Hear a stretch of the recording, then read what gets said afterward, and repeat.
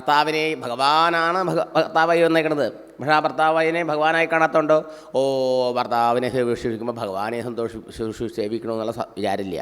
ഉണ്ടോ ഇഷ്ടമില്ലാത്ത പ്രവൃത്തി വാക്കൊക്കെ പറയുമ്പോൾ ഭർത്താവിനോട് ദേഷ്യം, ഇങ്ങർക്ക് വേണ്ടി എത്ര കാലമായി പണിയെടുക്കണം മടുക്കണം. അതുപോലെ ഭാര്യയ്ക്ക് മറിച്ചാണെങ്കിലോ ഭർത്താവിനെ ശുശ്രൂഷിക്കുമ്പോൾ ഞാൻ എൻ്റെ ഭഗവാനെ ശുശ്രൂഷിക്കല്ലേ. സത്യം അതാണ്. ഭാര്യയെ സേവിക്കുമ്പോൾ ഭാര്യയിലുള്ള ഭഗവാനെയാണ് സേവിക്കുന്നത്. ഇങ്ങനെ കണ്ടാലോ ബന്ധങ്ങൾ എത്ര നന്നായി. ആർക്ക് വേണ്ടി എന്ത് ചെയ്യുമ്പോഴും അതാത് രൂപത്തിലിരിക്കുന്ന ഭഗവാനെയാണ് നാം സേവിക്കുന്നത്. ഇതാണ് ഭഗവാൻ നമ്മളെ പഠിപ്പിക്കുന്നത്.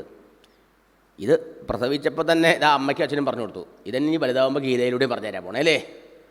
എന്നെ മനുഷ്യക്കുട്ടിയായി സ്നേഹിച്ചോളൂ, പക്ഷേ സ്നേഹിക്കുമ്പോൾ ഉള്ളിൽ ഓർമ്മയുണ്ടാവണം ഞാൻ ഈശ്വരനാണെന്ന്. നമുക്കിപ്പോൾ എന്താ സംഭവിക്കണേ?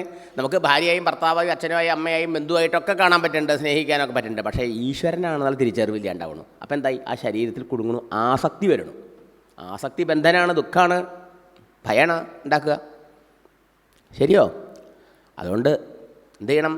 കുട്ടിക്കാലം മുതലേ എല്ലാവരിലും ആ ഭഗവാനെ കണ്ടുകൊണ്ട് സ്നേഹിക്കുക, അവർക്ക് വേണ്ട സേവനങ്ങൾ ചെയ്യാം. ആർക്ക് എന്ത് ചെയ്യുമ്പോഴും ഈശ്വരൻ്റെ പൂജ ചെയ്യാം. സാക്ഷാൽ മഹാവിഷ്ണു അല്ലേ ഈ ഉണ്ണിക്കണ്ണനായി വന്നേക്കണത്. മഹാവിഷ്ണു വന്നു കഴിഞ്ഞാൽ പിന്നെ മഹാലക്ഷ്മി പിരിഞ്ഞിരിക്കുമോ മഹാവിഷ്ണുവിനെ? മഹാവിഷ്ണു ഇങ്ങോട്ട് വന്നപ്പോൾ മഹാലക്ഷ്മി ഒപ്പം ഇങ്ങോട്ട് പോന്നു. വൃന്ദാവനത്തിൽ ആ വ്രജത്തിൽ ഭഗവാൻ അവതരിച്ചോടുകൂടി മഹാലക്ഷ്മിയുടെ നിത്യസാന്നിധ്യമായി. അതുകൊണ്ടെന്താ? മഹാലക്ഷ്മിയുടെ അടുത്ത് ദാരിദ്ര്യം ഉണ്ടാവുമോ? മഹാലക്ഷ്മി ഉണ്ട്, ദാരിദ്ര്യമുണ്ട്, രണ്ടും കൂടി ഇരിക്കില്ല. ഇല്ല.